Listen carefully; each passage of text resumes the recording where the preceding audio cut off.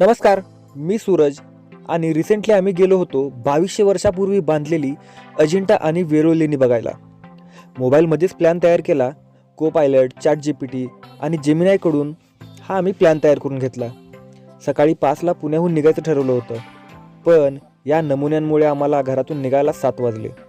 मग काय, पेट्रोलची टाकी फुल केली आणि निघालो छत्रपती संभाजीनगरच्या दिशेने. रस्ता खराब असल्यामुळे छत्रपती संभाजीनगरपर्यंत पोचेपर्यंतच घड्याळमध्ये 1:30 झाली होती. मग ठरवलं, आता देवगिरी किल्ला बघू. देवगिरी किल्ला हा छत्रपती संभाजीनगरपासून जेमतेम 20-30 किलोमीटरच्या अंतरावरती आहे. त्यामुळे सगळ्यात पहिल्यांदा आम्ही देवगिरी किल्ला बघायचं ठरवलं. महाराष्ट्रातील ऐतिहासिक देवगिरी किल्ला म्हणजे आजचा दौलताबादचा किल्ला. हा किल्ला केवळ अभेद्य रचनेसाठी नाही, तर त्याच्या शक्तिशाली तोफांसाठी प्रसिद्ध होता. इयत्ता 4थीच्या पुस्तकात आम्हाला देवगिरी किल्ला नावाचा धडा होता. त्यामध्ये मेंढा तोफेचा उल्लेख केला होता. ती तोफ याच गडावरती आहे. इतिहासात पाहिलं तर देवगिरी किल्ल्यावरती सुमारे 80 ते 90 तोफा होत्या. या तोफा यादवांनी, बहमानी, मुघल आणि निजामशाहीच्या काळामध्ये बसवल्या गेल्या होत्या. आजच्या घडीला या किल्ल्यावरती 20 ते 25 लहान मोठ्या तोफा पाहायला मिळतात. किल्ल्याच्या आतमध्ये गेल्यावर सगळ्यात पहिल्यांदा दिसतो तो म्हणजे हा सरस्वती तलाव. त्यानंतर समोर गेल्यावर हा लांबूनच दिसतो तो म्हणजे चांद मिनार. चांद मिनार हा बहमानी राजा अल्लाउद्दीन याने 1445 साली बांधला होता. याची उंची जवळपास 210 फूट आहे.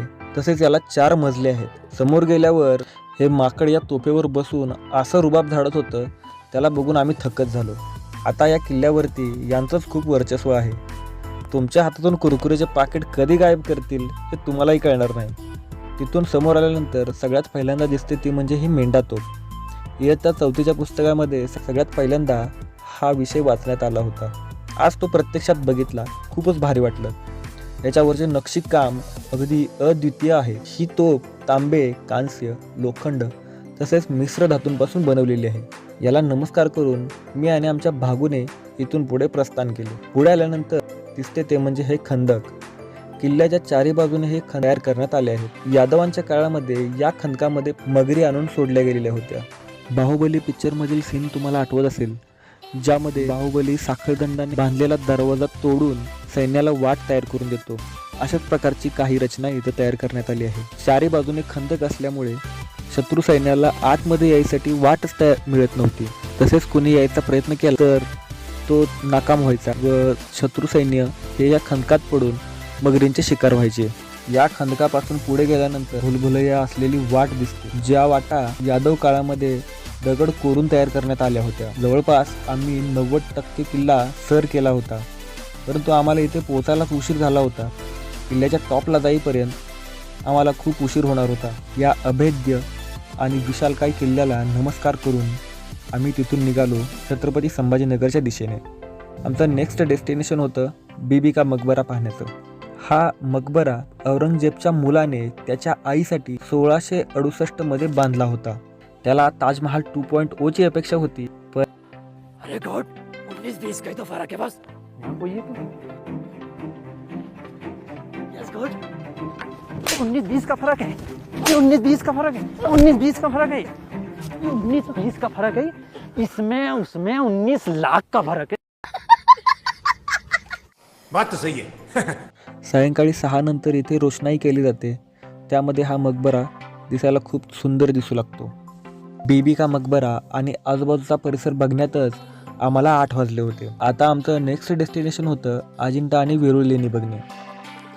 अजिंठा लेणी ही छत्रपती संभाजीनगरपासून जवळपास 109 किलोमीटर लांब होती. अजिंठा लेण्यांपर्यंत पोहोचायला आम्हाला 3 तास लागणार होते. मग छत्रपती संभाजीनगरमध्ये स्टे करण्यापेक्षा अजिंठा लेण्यांच्या जवळच स्टे करणे आम्ही उचित समजले. मग आम्ही ऑनलाईन पद्धतीने अजिंठा लेण्यांच्या जवळ असलेल्या हरदापूर गावामध्ये एक हॉटेल बुक केले. रस्ता तसा खूप खराब आहे, थोडाफार चांगलाही आहे, त्यामुळे आम्हाला जागेवरती पोहोचायला जवळपास 10:30 वाजले. त्यानंतर आम्ही मस्तपैकी जेवण केले. फोटोपेक्षाही ॲक्च्युअली हॉटेल खरंच सुंदर होतं. सकाळी लवकर उठून आम्ही 7 वाजेपर्यंत तयार झालो. सकाळी 7:30 वाजता चेकआउट करून हॉटेलमधून बाहेर पडलो.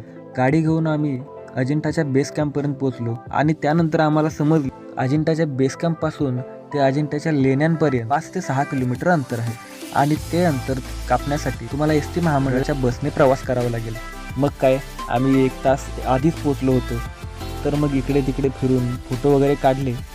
तेवढ्यात एस टी महामंडळाची बस तिथे आली. मग रांगेत उभं राहून तिकीट घेतलं आणि एस टीमध्ये जाऊन जागा धरली. आमच्याबरोबर विदेशातून आलेले पर्यटकही सोबत होते. त्यानंतर आम्ही पोचलो ॲक्च्युअल लेण्यांच्या पायथ्याशी. तिथे गेल्यानंतर सगळ्यात पहिल्यांदा आम्ही तिकीट काढलं. आत गेल्यानंतर इथे 2 प्रकारचे रस्ते होते.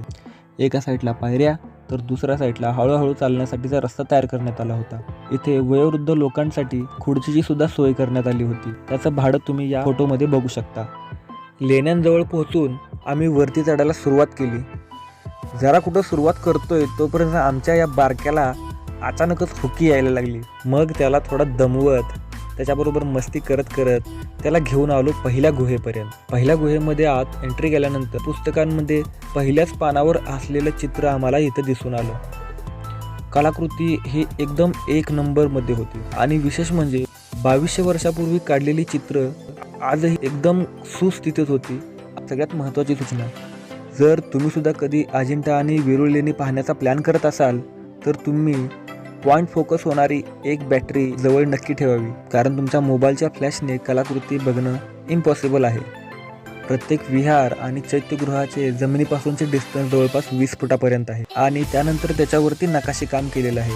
तसेच त्याच्यावरती चित्रकलेचं काम केलेलं आहे आणि ते पाहण्यासाठी आपले मोबाईलची फ्लॅश तिथपर्यंत पोहोचू शकत नाही. त्यासाठी आपल्याजवळ कोणत्याही प्रकारची बॅटरी असणं खूप गरजेचं आहे. त्यामुळे ही गोष्ट नक्की लक्षात ठेवा. मी एका गुहेमध्ये जाऊन व्हायब्रेशन फील करण्यासाठी ओंकार ध्वनी काढायचा प्रयत्न केला. हा आवाज एवढा खतरनाक पद्धतीने घुमत होता की मी आणि आमच्याबरोबर आलेले सगळे पर्यटक एकदम आश्चर्यचकित झाले.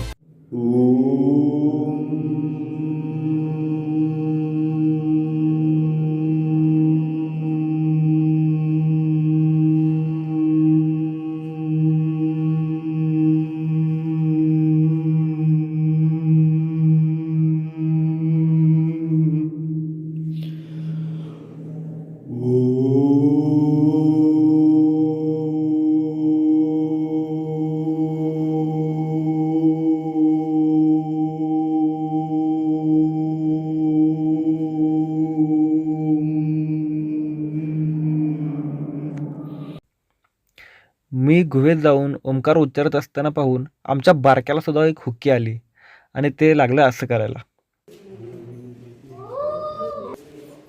मग त्याला फटके देऊन आम्ही बाहेर काढलं. तेवढ्यात बाहेर येऊन बघतोय तर आमचा बारक्या छोट्या ताईसाहेबांचं क्रॉक्स घेऊन पसार होत होता. पुढच्या एका गुहेत गेल्यावर आम्हाला हॅपीडेंट चिंगमच्या ॲडमध्ये असलेला एक कार्यकर्ता दिसला. कदाचित त्या ॲडमधील माणूस हा इथल्याच गुहेच्या कलाकृतीवरून इन्स्पायर होऊन घेतला असावा. जोक सपाट, पण ही कलाकुसर इज नॉट अ जोक. शेवटच्या गुहेमध्ये आम्हाला स्लीपिंग बुद्धाची कोरीव मूर्ती दिसली. या समोरच्या मूर्तीमध्ये तर गौतम बुद्धांचा हात त्या फ्रेमच्या बाहेर आलेला आहे. असं वाटतं एखादा माणूस तिथे बसलाय आणि त्याचा पूर्णपणे दगड तयार झाला. एवढं डिटेलिंग त्या मूर्तीवरती पाहायला मिळतंय. संपूर्ण परिसर हा जागतिक ऐतिहासिक वारसा स्थळ असल्यामुळे इथे विदेशातील पर्यटक खूप येतात. हा आमचा छोटा पैलवान एवढा खुश आहे कारण याला एका कोरियन कार्यकर्त्याने चॉकलेट गिफ्ट दिले आहे. कोरियाच्या कार्यकर्त्याने प्रिटी गुड गर्ल म्हणत तिला कोरियन टॉफी दिली. कॅमेरा चालू करेपर्यंत पोरगीने चॉकलेट फोडून खाल्ली पण. हे सगळं कॉन्कर करण्यात आम्हाला दुपार झाली. आता आम्हाला वेरूळच्या लेण्या बघायला तसेच 12 ज्योतिर्लिंगपैकी एक असलेले घृणेश्वर मंदिरसुद्धा बघायचे होते. वेरूळ लेणी ही अजिंठा लेण्यांच्या नंतर तयार करण्यात आली. अजिंठा लेणी ही फक्त गौतम बुद्धांच्या रिलेटेड रचना असलेली लेणी आहेत, परंतु वेरूळमध्ये गौतम बुद्ध, भगवान महावीर तसेच हिंदू धर्मांच्या मूर्त्यासुद्धा तिथे आढळतात. या लेण्यांमध्ये प्रसिद्ध कैलास मंदिर हे अद्वितीय वास्तुकलेचा नमुना आहे. मंदिराच्या शिखरापासून ते मंदिराच्या पायथ्यापर्यंत हे पूर्ण मंदिर दगडामध्ये कोरून कोरून तयार केलेले आहे.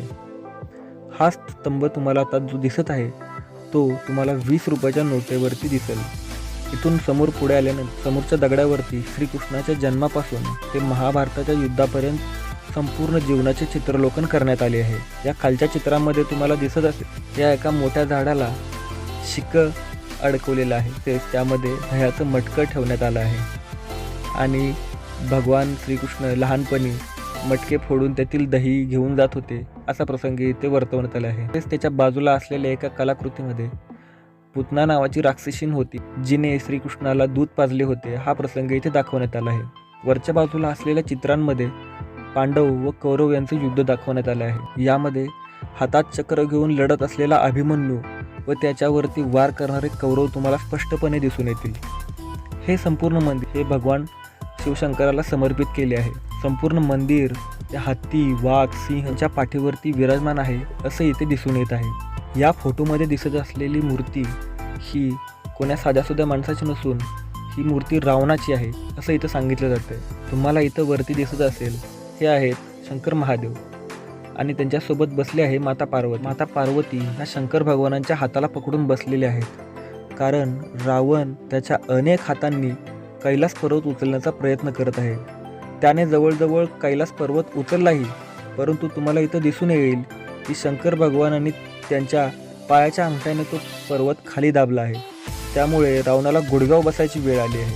त्या हातांची रचना तुम्ही बघू शकता. अगदी ॲक्युरेट सर्व क्षण डोळ्यासमोर उभा राहील असे रेखीवकाम इथे करण्यात आले आहे. अहिल्याबाई होळकर यांनी या मंदिराचे रंगकाम करण्याचा प्रयत्न 18व्या शतकामध्ये केला होता. कालांतराने पावसामुळे याच्यावरती केलेलं रंगकाम हे निघून गेलं आहे. आम्हाला इथे पोहोचायला आधीच उशीर झाला होता आणि त्यातच आता गेट बंद होण्याची वेळ आली होती. त्यामुळे आम्ही मोजक्याच गुहा बघितल्या आणि तिथून निघालो 12 ज्योतिर्लिंगांपैकी एक असलेल्या घृणेश्वर मंदिराकडे. हे मंदिर वेरूळच्या लेण्यांपासून जवळपास 1 किलोमीटर अंतरावर आहे. हे मंदिर अत्यंत पवित्र आणि महत्त्वाचे मानले जाते. सध्याचं मंदिर हे 18व्या शतकामध्ये अहिल्याबाई होळकर यांनी जीर्णोद्धार करून पुन्हा एकदा बांधले होते. हे मंदिर दक्षिण भारतीय शैलीमध्ये आहे. सुंदर नक्षीकाम तसेच गर्भगृह स्वयंभू शिवलिंग आहे. इथे भाविक स्वतः शिवलिंगाला स्पर्श करून त्याची पूजा करू शकतात, पण पुरुषांना कमरेपासून वरचे कपडे काढावे लागतात. मी पण दर्शन घेतलं आणि परतीच्या वाटेवर निघालो. आमची ट्रिप अगदी मजेशीर आणि उत्साही झाली. भेटूया पुन्हा एकदा नवीन अशा व्हिडिओमध्ये. धन्यवाद.